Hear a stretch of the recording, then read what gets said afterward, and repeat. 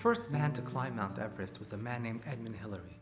On May 29, 1953, he scaled the highest mountain then known to man. He was knighted for his efforts. But what is lesser known about Sir Edmund is that he had to grow into his success. You see, in 1952, he attempted to climb Everest, but he failed. And a few weeks later, a group in England asked him to address its members. Hillary walked on stage to a thunderous applause. The audience was celebrating an attempt at greatness, but Hillary saw himself as a failure. He moved away from the microphone, and he walked to the edge of the platform. He made a fist, and he pointed at a picture of the mountain. He said in a loud voice, "Mount Everest, you beat me the first time, but I'll beat you the next time, because you've grown all you're going to grow, but I'm still growing."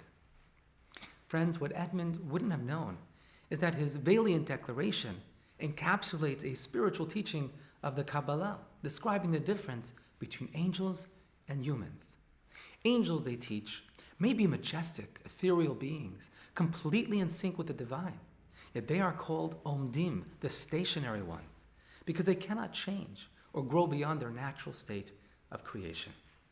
Human beings, on the other hand, so finite, so fickle, so flawed, have the unique capacity among all other creatures on earth and in heaven to override their natural instincts and lower appetites.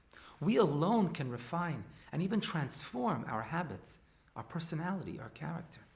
And for this reason, human souls are called mehalchim, the movers, the shakers, the disruptors, the transformers. I'm reminded of the story of the world-famous chess grandmaster Sam Reshevsky, who once attended a Hasidic gathering of the Lubavitcher Rebbe of righteous memory. During his talk, the Rebbe observed, Hasidic philosophy encourages us to derive a lesson from everything we see and hear in the world around us.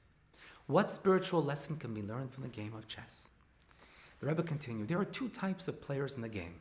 There are officers, the queen, the knight, the bishop, the rook, and then there are soldiers, or pawns. The difference between them is that officers can jump beyond their particular location. They can move in all directions, covering ground quicker than pawns, who can only move forward in one direction and one square at a time. Nevertheless, the foot soldier has a certain characteristic which makes him superior. You see, when a pawn reaches the far side of the board, he can become elevated to the rank of a queen. And the same is true in the game of life, the Rebbe continued.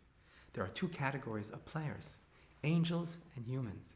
The angels have greater powers and can travel or jump from one spiritual realm to the next with ease. However, they can never transform themselves into something else. Human beings, however, while limited to taking one step at a time, can eventually transform themselves and reach beyond their natural limitations. In other words, friends, spiritual success is attained not by those who are born kings, but by those who grow wings.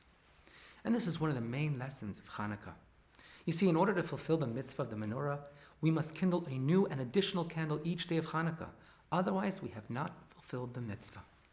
In human existence and experiences as well, the truly successful life is one in which we stretch ourselves, leave our comfort zones, shake off our complacency, evolve and bring added light to our environment each and every day. And so to you, my friends, I wish Happy Hanukkah. Spread your wings and soar beyond the angels. Chag Sameach.